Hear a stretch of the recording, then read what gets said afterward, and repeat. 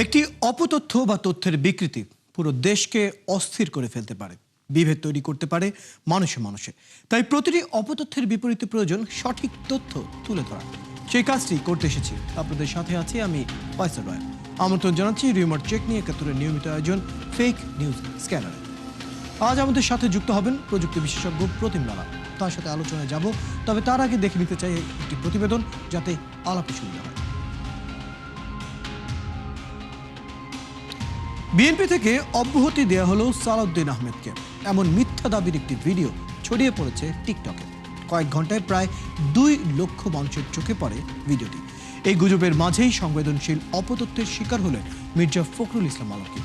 এই নেতার বক্তব্যের একটি খণ্ডিত অংশ বিকৃত করে পোস্ট করা হচ্ছে বিভিন্ন সামাজিক যোগাযোগ মাধ্যমে। ওদিকে আবারও ভাইরাল হলো ইসলামী বক্তা মিজানুর রহমান আজহারীর মৃত্যুর গুজব। চলুন দর্শক, কিছু ফ্যাক্ট চেক দেখে নিচ্ছি। স্বরাষ্ট্রমন্ত্রী সালাউদ্দিন আহমেদকে দল ছাড়ার নির্দেশ দিয়েছে বিএনপি, এমন দাবিতে একটি ভিডিও ছড়িয়ে পড়লে তৈরি হয় উত্তেজনা। ভিডিওটিতে মুহূর্তেই প্রায় ২ লাখ ভিউ অতিক্রম করে। বহু মানুষ যখন বিভ্রান্ত হচ্ছেন, তখন রিউমার স্ক্যানার টিমের অনুসন্ধানে দেখা যায় দাবিটি সম্পূর্ণ মিথ্যা ও বানোয়াট।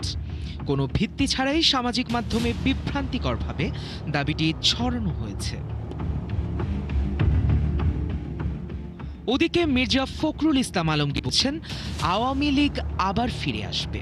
এ নিয়ে একটি ফটোকার্ড ফেসবুক সহ প্রায় সবকটা সামাজিক মাধ্যমে ছড়ালে তৈরি হয় বিভ্রান্তি, কিন্তু যাচাই করে দেখা যায় তিনি এমন কোনো মন্তব্য করেননি। আলোচিত দাবিটি সম্পূর্ণ মিথ্যা ও বানোয়াট। নির্বাচনী প্রচারণার সময় তার একটি বক্তব্য খণ্ডিত ও সম্পাদনা করে দাবিটি প্রচার করা হয়েছে।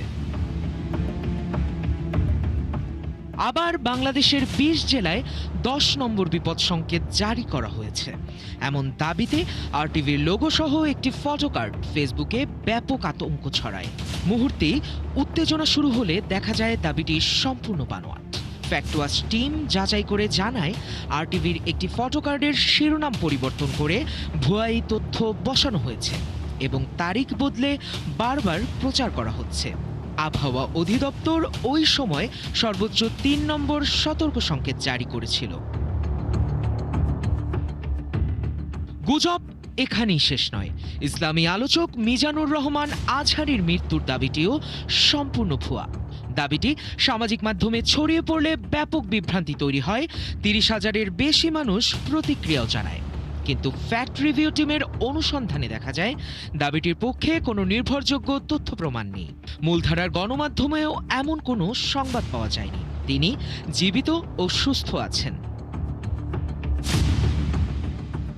দর্শক, আজকের অপতথ্যগুলো যাচাই করতে গিয়ে দেখা গেল সামাজিক যোগাযোগ মাধ্যমে রাষ্ট্র ও সরকার ব্যবস্থাকে কেন্দ্র করে ধারাবাহিকভাবে ছড়ানো হচ্ছে নানা গুজব। যথারীতি গুজবের টার্গেটে রয়েছে বিএনপি ও দলটির নেতারা। নানান অভিনব কৌশলে ছড়ানো এসব গুজবের ফাঁদে না পড়তে সচেতনতার পাশাপাশি সতর্ক থাকার পরামর্শ বিশ্লেষকদের। সায়ক দাস, ৭১। দর্শক, ইতিমধ্যে আমরা জানিয়েছি আমাদের সাথে যুক্ত আছেন আমাদের অতিথি প্রযুক্তি বিশেষজ্ঞ প্রতিম লালা। যুক্ত হচ্ছে তার সাথে। প্রতিম লালা, আপনাকে স্বাগত জানাচ্ছি আজকের আমাদের এই আয়োজনে। আমরা যে প্রতিবেদনটি দেখছিলাম, এই প্রতিবেদনের একটি সারাংশ যদি আমরা বের করি, তাহলে এই যে ধরনের গুজব বা অপতথ্যগুলো এখন ছড়াচ্ছে, তার মধ্যে বেশিরভাগই দেখা যাচ্ছে সাধারণ মানুষকে প্রভাবিত করা যায় এমন বিষয়গুলো নিয়ে সবচেয়ে কাছাকাছি যাওয়ার মতো অপতথ্যগুলো সবচেয়ে বেশি ছড়াচ্ছে সরকার দলীয় লোক, রাজনৈতিক ব্যক্তিত্ব। এদের নানা ধরনের বক্তব্য বা বক্তব্যের খণ্ডিত অংশ মাঝে মাঝে অন্য অর্থে ব্যবহার করে অপতথ্যগুলো ছড়ানো হয়, এবং একই সাথে আমরা দেখছি ডিপ ফেক ভিডিওর যে ব্যবহার, সেটিও সাম্প্রতিক সময়ে অনেক বাড়ছে। এই যখন পরিস্থিতি, বাংলাদেশের অবস্থানটি আপনি আসলে কোথায় দেখেন? এই পরিস্থিতি হলে আসলে কোথায় আগাবো বা কী ধরনের সমাধান আমরা চাই, বা সমস্যাটা কীরকম? সরকার কিছু উদ্যোগ নিয়েছে, এটা আমি এর আগে আপনাদের অনুষ্ঠানে যখন এসেছিলাম তখন একবার বলেছিলাম। তো সোজা উত্তর হচ্ছে 3টি জিনিস দরকার।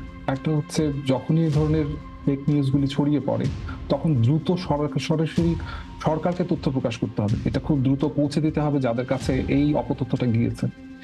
সেকেন্ডারি হচ্ছে স্বাধীন ফ্যাক্ট চেকাররা যে ধরনের সহযোগিতা করে সেই সহযোগিতাটা নিতে হবে সাধারণ জনগণ যারা করে। এবং থার্ড যেটা যেটা সবচেয়ে বেশি গুরুত্বপূর্ণ, নাগরিকদের ডিজিটাল মিডিয়া লিটারেসি। এখন দেখা যায় আমাদের নাগরিকরা এই মুহূর্তে মানে এআই এবং সোশ্যাল মিডিয়ার এত প্রভাবের কারণে সেই জায়গাতে আমাদের লিটারেসি বা আমাদের পড়ালেখাটা অত ছড়িয়ে পড়েনি, বা আমরা অত সেইভাবে শিক্ষিত হইনি ডিজিটাল মিডিয়া কিভাবে ব্যবহার করতে হয় বা কোথাও যেতে হয়।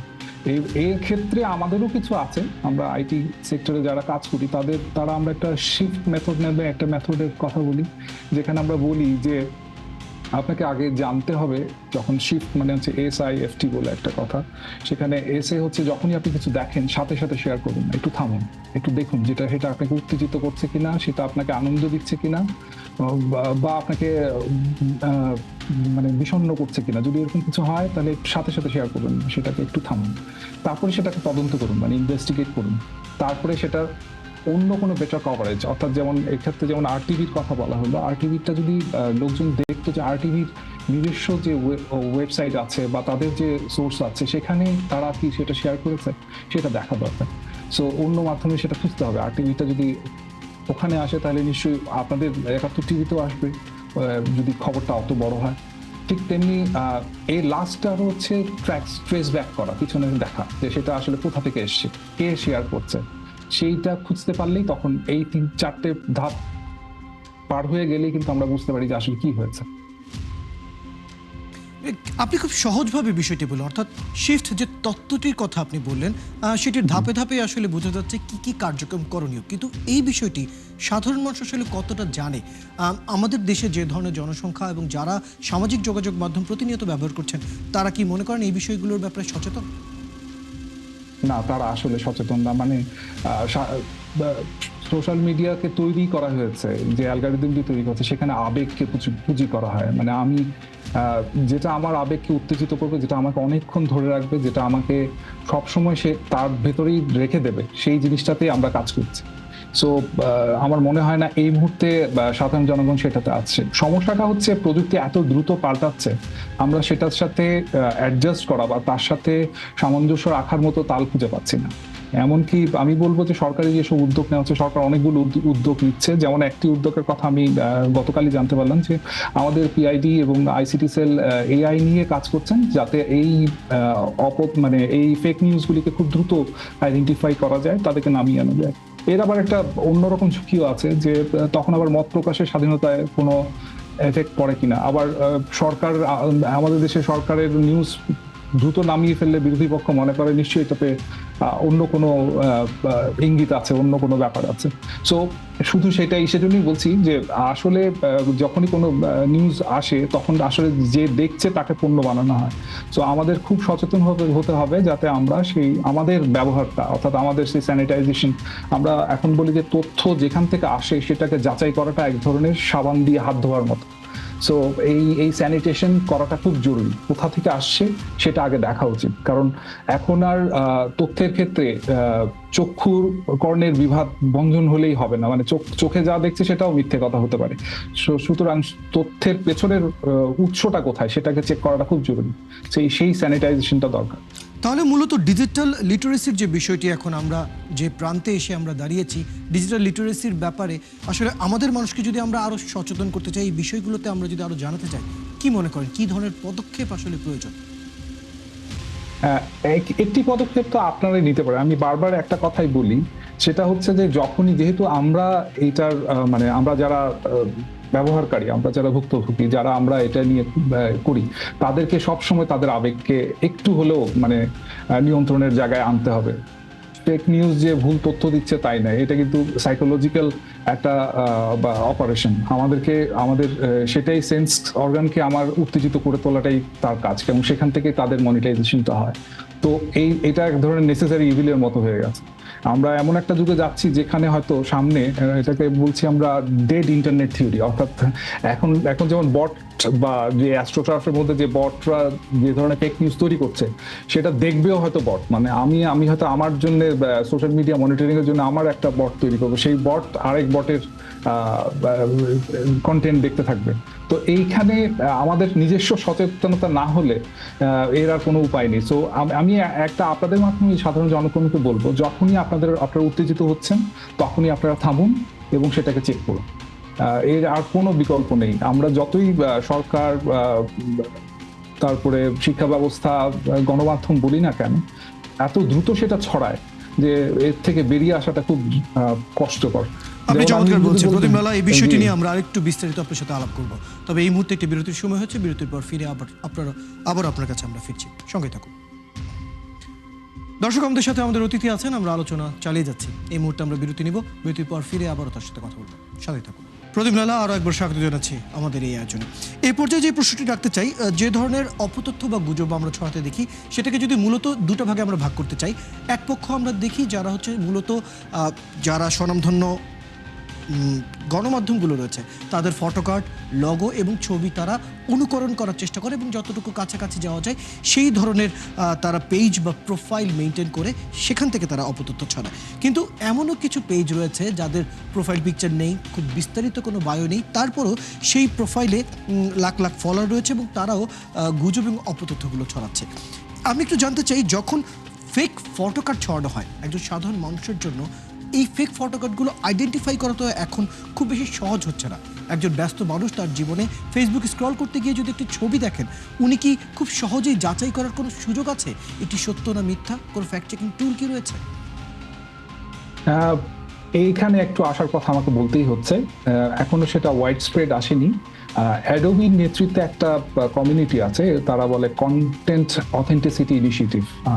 সেই তারা মিলে, এবং আমি আরো বলি যে গণমাধ্যম, বিশ্বের গণমাধ্যম যেরকম BBC, CBC, new York Times, এরা মিলে, এবং তার সাথে মাইক্রোসফট আছে, ইন্টেল আছে, আর্ম, ট্রুপিক আছে, এরা মিলে একটা ইনিশিয়েটিভ নিয়েছে। সেটাকে বলা যায় যে ছবির বা ফটো কার্ডের, আপনি যেটাই তৈরি করেন না কেন, সেই ছবির একটা বার্থ সার্টিফিকেট, অর্থাৎ আপনি যখনই ছবিটা শেয়ার করবেন বা ভিডিওটা শেয়ার করবেন, সেটা একটা এমবেডেড একটা বার্থ সার্টিফিকেট সেই ছবির সাথে যুক্ত হয়ে যাবে। এবং সেটা যদি পরবর্তীতে কেউ এডিট করে, মানে যে এডিটার, তার প্রোফাইলটাও সেখানে যুক্ত হয়ে যাবে। তো তারপরে আপনি আর শেয়ার করতে পারবেন। এটা আমি যদি খুব ভুল না বলি, তাহলে অলরেডি কিছু ফ্ল্যাগশিপ মোবাইলে এখন চলে এসছে, টিকটকে এটা এখন ব্যবহার হচ্ছে। আমরা আশা করছি সামনে ইউটিউব এবং ফেসবুকেও হয়তো এই সামনের বছর, আগামী বছর এটা ব্যবহার হবে। তো তখন সেটা কমে আসবে। এই ক্ষেত্রে আমি ফাঁকটাও বলে দিই, যদি স্ক্রিনশট কেউ শেয়ার করে তখন হয়তো সেটা কন্ট্রোল করা যাবে না।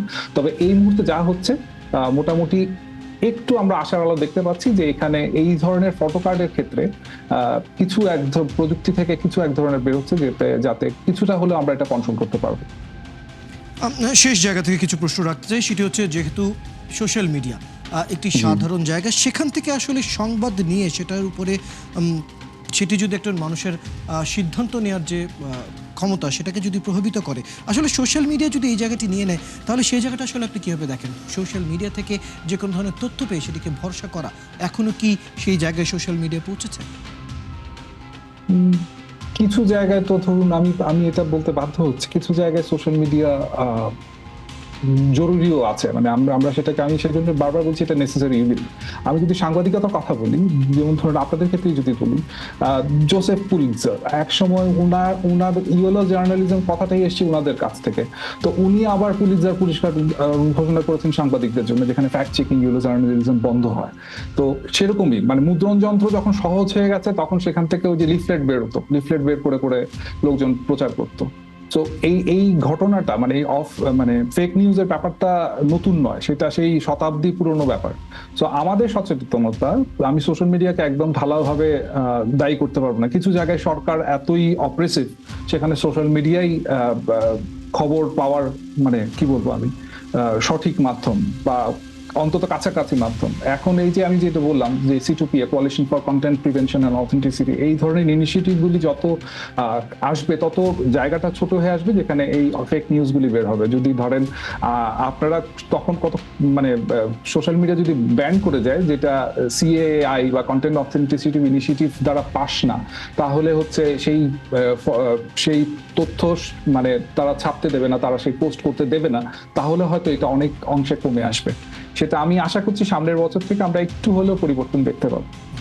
শেষ একটি বিষয় আমি আপনার কাছে জানতে চাই, আমরা তো বেশ কিছু পেজের কথাই বললাম যারা ইতিমধ্যে খোলাভাবে অন্য কোনো সামাজিক যোগাযোগ মাধ্যম বা কোনো সংবাদ মিডিয়াকে তারা অনুকরণ করার চেষ্টা করে, কিন্তু কিছু সার্কাজম পেজ রয়েছে যারা মজা করার কথা বলেই তাদের পেজগুলো ওভাবেই বানানো, কিন্তু যে ধরনের তথ্য বা ছবি তারা প্রকাশ করেন সেটি সাধারণ মানুষকে বিভ্রান্ত করে। এই জায়গা থেকে আমি একটু জানতে চাই, এই জায়গা নিয়ে আসলে কিছু করার কোনো সুযোগ আছে কিনা? আমার জানা মতে এই মুহূর্তে নেই, মানে আমি প্রযুক্তি বিশেষজ্ঞ হিসেবে বলতে পারি প্রযুক্তির জায়গা থেকে এই জায়গাটা কিছু নেই, কারণ আসলে যেখানে স্যাটায়ার হয় সেই স্যাটায়ার বোঝার মতো মানসিক অবস্থা আমাদের আছে কিনা আমি ঠিক জানি না। একটু দুঃখজনক হলেও সত্য, কিছুদিন আগে একটা বেরিয়েছিল যে আমাদের IQ লেভেল খুব কম, বাংলাদেশের সামগ্রিক IQ কমে গেছে। সো এই ধরনের জায়গায় সেই স্যাটায়ার কার কাছে যাচ্ছে, কতটুকু যাচ্ছে তারা আসলে বুঝতে পারছে কিনা, এই জায়গাতে আসলে আমার বলার জায়গাটা খুব কম। তাহলে মোটা দাগে আমরা বলতেই পারি যে সব শেষে আমাদের নিজেদেরকেই আসলে যতটা পারি সচেতন হতে হবে প্রযুক্তিগত দিক থেকে, এবং যে কোনো কিছু শেয়ার করার আগে যেটি আমরা ছড়িয়ে দিচ্ছি বা শেয়ার করছি সেটি কতটুকু যৌক্তিক সেটা নিজেদেরই যাচাই বাছাই করা আসলে শেষ উপায়। ধন্যবাদ প্রতিম লালা, বেশ কিছু পরামর্শ এবং তথ্য আপনার কাছ থেকে আমরা পেলাম। ধন্যবাদ সময়টুকু দেওয়ার জন্য। দর্শক, এতক্ষণ আমাদের সাথে যুক্ত ছিলেন প্রযুক্তি বিশেষজ্ঞ প্রতিম লালা। কথা বলছিলাম বেশ কিছু ফ্যাক্ট চেকগুলো নিয়ে। দর্শক, আপনারা আছেন ফ্যাক্ট চেক নিয়ে 71 নিয়মিত আয়োজন ফেক নিউজ স্ক্যানারে। প্রতিদিন আমরা রিউমার দূর করতে হাজির হব ঠিক একই সময় একইভাবে। আপনারাও আমাদের সাথে যুক্ত হতে পারেন। কোনো খবর যদি আপনাকে সংশয়ে ফেলে সেটি একটি স্ক্রিনশট আমাদেরকে মেইল করতে পারেন fns.71tv@gmail.com অথবা ফেসবুকে যোগাযোগ করুন www.facebook.com/fake-news-scanner। আমরা সেই তথ্যের ফ্যাক্ট চেক করে আপনাদের জানাবো। চটকদার শিরোনাম দেখেই ক্লিক করবেন না, বিশ্বাস আর প্রতিক্রিয়া জানানোর আগে ফ্যাক্ট চেক করুন। আর থাকুন 71 সাথে।